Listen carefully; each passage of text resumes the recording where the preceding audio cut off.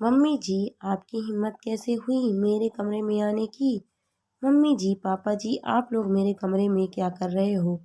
मैं घर से बाहर क्या गई, आप दोनों की इतनी हिम्मत की आप दोनों मेरे कमरे में आकर बैठ गए। झुंझलाते हुए बोली रचना।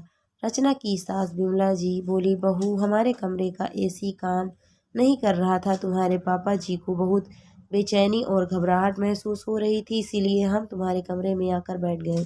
तुम घर में थी नहीं, वरना तुमसे पूछकर ही तुम्हारे कमरे में आते। रचना ने तुरंत एसी का रिमोट लिया और एसी बंद करते हुए बोली, गांव में कभी देखा भी नहीं होगा आप दोनों ने एसी, और यहाँ बेटे के पैसे लुटाए जा रहे हो। बिजली का भी बिल आता है मम्मी जी, पापा जी, जो कि आपका बेटा भरता है। आप लोगों को क्या काम है? वैसे भी दिन भर घर में ही तो पड़े रहते हो, मगर आपके बेटे को तो रोज बाहर कमाने जाना पड़ता है, तभी तो हम सभी के खर्चे निकलते हैं। मगर आप लोगों को तो बस हमारे खर्चे बढ़ाने आते हैं। आप जैसे अनपढ़ लोग गांव में रहने के ही लायक हो। आप लोगों ने शहर की चकाचौंध क्या देख ली, लग गए पैसे उड़ाने। यह सब जो आप लोग देख रहे हैं, इस घर में सब आपके बेटे की मेहनत का है, इसलिए आइंदा से एसी या किसी भी महंगी चीज को हाथ लगाने से पहले सोच लीजिएगा और मेरे कमरे में मेरी इजाज़त बिना कभी मत आइएगा। मेरे कमरे में मेरा कीमती सामान पड़ा हुआ रहता है। विमला जी बोली, बहू, कम से कम तुम मेरा नहीं तो तुम्हारे ससुर जी की इज्जत का ही लिहाज कर लिया करो। जरा इनकी उम्र तो देखो, कब से कुछ भी बोली चली जा रही हो। हम थोड़ी तुम्हारा कीमती सामान चुरा लेंगे। तुम हमारे लिए इतनी बुरी सोच क्यों रखती हो? इतने कड़े शब्द बोलती हो कि हमारा दिल छलनी छलनी हो जाता है। हम थोड़े दिनों में वैसे भी गांव वापस जाने वाले हैं, इसलिए थोड़े दिन शांति से गुजार लो। रचना बोली, थोड़े दिनों के बाद क्यों, कल ही चले जाओ। मैं भी आप लोगों की सेवा नहीं कर सकती। वैसे भी जब भी आप लोग आते हो मेरा पति नहीं रहता, आपका बेटा ज़्यादा होता है, इसीलिए मैं तो यही चाहती हूँ कि आप लोग वापस गांव चले जाएं। खैर, गांव जाना हो तब जाना, फिलहाल तो मेरे कमरे से चले जाओ। बिमला जी और पति रमेश जी इतना सा मुंह लेकर अपने कमरे में आ गए। बेटा मनोज बहुत सालों से माता पिता को गांव से शहर आने के लिए जोर दे रहा था, मगर जब बिमला जी और रमेश जी गांव से नहीं आए तो इस बार वह खुद ही उन्हें गांव लेने आ पहुंचा।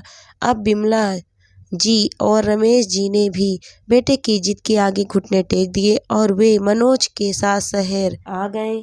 ऐसा नहीं था कि वे पहली बार शहर आए थे, इससे पहले भी वे एक बार मनोज के अति आग्रह पर शहर आ चुके थे, मगर रचना, जो कि शहर की आधुनिक विचारों की लड़की थी, वह मनोज के माता पिता को कभी अपना समझ ही नहीं पाई। उसे लगने लगा था कि मनोज के माता पिता के गांव से आने के बाद उसकी सारी आज़ादी उससे छीन गई हो। न उसे पहले की तरह बाहर घूमने मिलता, न आए दिन घर में सहेलियों को बुलाने मिलता। 2 वक्त का खाना भी घर में ही बनाना पड़ता, क्योंकि मनोज कहता है कि उसके मम्मी पापा को बाहर का खाना नहीं पसंद। मनोज बाहर घूमने का नाम भी लेता तो उसके माता पिता को भी साथ ले जाता। उसका माता पिता के प्रति यह प्यार रचना को बिल्कुल बर्दाश्त नहीं होता था। मनोज अपने माता पिता की बहुत इज्जत करता था, जिसे देख रचना को बहुत जलन महसूस होती थी। मनोज अपनी माँ से अपने मनपसंद पकवान बनवाता और अपनी माँ की खूब तारीफ करता, जिसे देख रचना जल भून जाती और उसे अपनी ही सास दुश्मन लगने लगती, क्योंकि वह भली भांति जान चुकी थी कि मनोज अपने माता पिता से बहुत प्यार करता है। रचना घर में मनोज के सामने तो अच्छे से रहती, मगर मनोज के ऑफिस जाते ही वह मनोज के माता पिता से दुर्व्यवहार करने लगती। इसलिए मनोज के माता पिता ने गांव में ही रहना उचित समझा था। मनोज बचपन से पढ़ने लिखने में बहुत होशियार था, इसीलिए उसे पढ़ने के लिए माता पिता ने शहर भेजा था। पढ़ाई पूरी होते ही मनोज की शहर में ही नौकरी लग गई और शहर में रहने वाली रचना भी मनोज की अपनी ही पसंद थी। मनोज ने शहर में बड़ा मकान ले लिया था, जिसमें सारी सुख सुविधाएं उपलब्ध थी। बड़ी गाड़ी ले ली थी और वह चाहता था कि उसके माता पिता भी हमेशा अब उसके साथ ही रहे। माता पिता का यूं गांव में अकेले रहना मनोज को बहुत खलता था। वह कहता था, जब यहाँ हम सभी साथ रहते हैं तो आप दोनों गांव में क्यों रहते हो। रचना को अपनी पति के पैसों पर बहुत घमंड था और रचना खुद भी बहुत संपन्न परिवार की बेटी थी, जहां उसने किसी भी चीज की कमी नहीं देखी थी। इस बार भी मनोज की जिद के कारण विमला जी और रमेश जी गांव से आ गए थे, मगर रचना हर पल दोनों का अपमान करती। वह यही चाहती थी कि दोनों वापस गांव चले जाएं। विमला जी और रमेश जी बेटे मनोज को बहू की हरकतें बताकर पति पत्नी में क्लेश उत्पन्न नहीं करवाना चाहते थे, क्योंकि दोनों जानते थे कि मनोज को जब पता चलेगा कि बहू घर में दोनों का अपमान करती है तो मनोज का दिल टूट जाएगा। मनोज तो हमेशा दोनों को अपने पास ही रखना चाहता था, मगर रचना उसे तो सास ससुर फूटी आंख न सुहाते थे। एक दिन मनोज अपने कमरे में तैयार हो रहा था तो उसे रचना की आवाज आई। रचना विमला जी पर चिल्ला रही थी, मम्मी जी, आप गांव के लोगों को जब समझ नहीं होती तो काम क्यों करने जाते हो। आपको मशीन में कपड़े लगाने किसने कहा था। आपको हैंड वॉश की बोतल और कपड़े धोने वाले लिक्विड की बोतल में फर्क नहीं समझ आया तो आपने मशीन में हैंड वॉश की बोतल में से लिक्विड डाल दिया। मैंने कितनी बार कहा है कि हमारे घर की महंगी महंगी चीजों को हाथ मत लगाइए। मनोज ने जब रचना का अपनी माँ के प्रति यह बर्ताव देखा तो उसे सहन नहीं हुआ और वह गुस्से में बोला, रचना, यह तुम किस तरह से बात कर रही हो मेरी माँ से। बड़ों से बात करने की तमीज भूल गई हो क्या। रचना बोली, हाँ, मैं भूल गई हूँ तमीज बात करने की। तुम्हारे अनपढ़ माँ बाप तुम्हें ही मुबारक हो। मैं इन दोनों को नहीं झेल सकती। मनोज बोला, रचना, यह तुम कैसी बातें कर रही हो। माफी मांगो मेरी माँ से।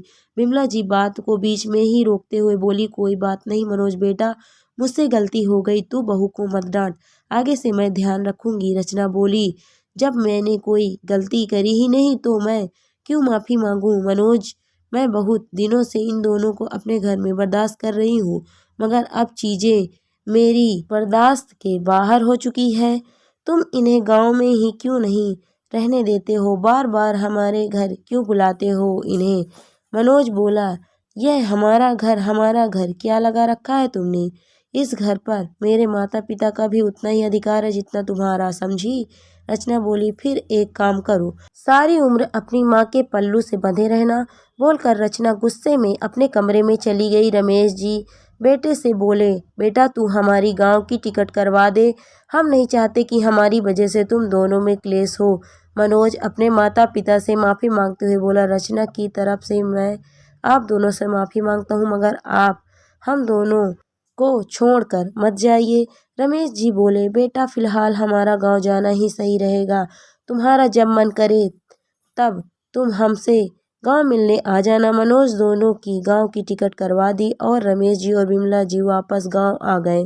रचना इतनी घमंडी थी कि माफ़ी मांगना तो दूर, वह कभी अपने सास ससुर से गांव में फ़ोन पर भी बात नहीं करती। मनोज की रचना का यह व्यवहार देखकर बहुत दुख होता। कुछ महीनों बाद मनोज ऑफिस से आकर बोला, रचना, थोड़ी देर में मम्मी पापा आने वाले हैं, जरा खाना तैयार रखना। रचना बोली, क्या तुम्हारे मम्मी पापा फिर से यहाँ आ रहे हैं। लेकिन वे वापस यहाँ क्यों आ रहे हैं।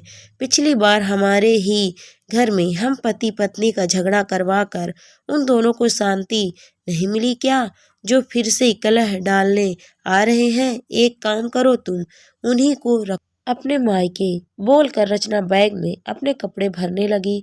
थोड़ी देर में डोरबेल बजी। रचना ने दरवाजा खोला तो देखा सामने उसके मम्मी पापा सूटकेस लिए खड़े। रचना बोली, मम्मी पापा आप लोग अचानक यहाँ। रचना की मम्मी जी बोली, हाँ बेटा, तेरे भाई भाभी ने हम दोनों को घर से निकाल दिया।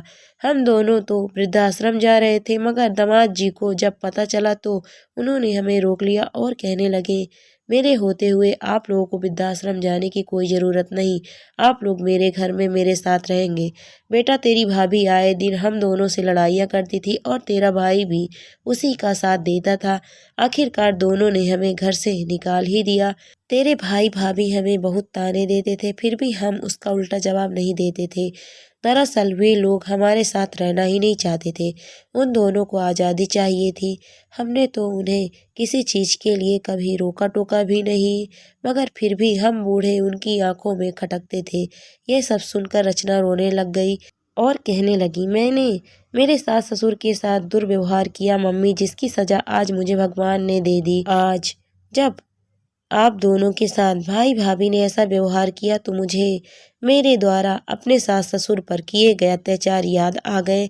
रचना मनोज से माफ़ी मांगते हुए बोली, आपने कभी मेरे माता पिता और आपके माता पिता में फ़र्क नहीं किया। मैं पैसों की चकाचौंध और घमंड में इतनी अंधी बन चुकी थी कि मैं यह भूल गई थी कि हम जैसा कर्म करते हैं वैसा ही भरते हैं। मैंने तुम्हारे माता पिता के साथ अच्छा व्यवहार नहीं किया, यह जानते हुए भी तुमने मेरे माता पिता को अपने घर में पनाह दी।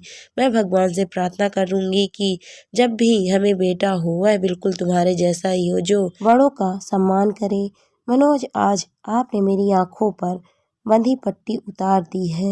मनोज बोला, रचना, रिश्तों की अहमियत को समझना बहुत जरूरी है। जो दुख आज तुम्हें तुम्हारे माँ बाप के लिए हो रहा है, वही दुख उस दिन मुझे मेरे माता पिता के लिए हुआ था, जिस दिन वे दोनों गांव वापस चले गए थे।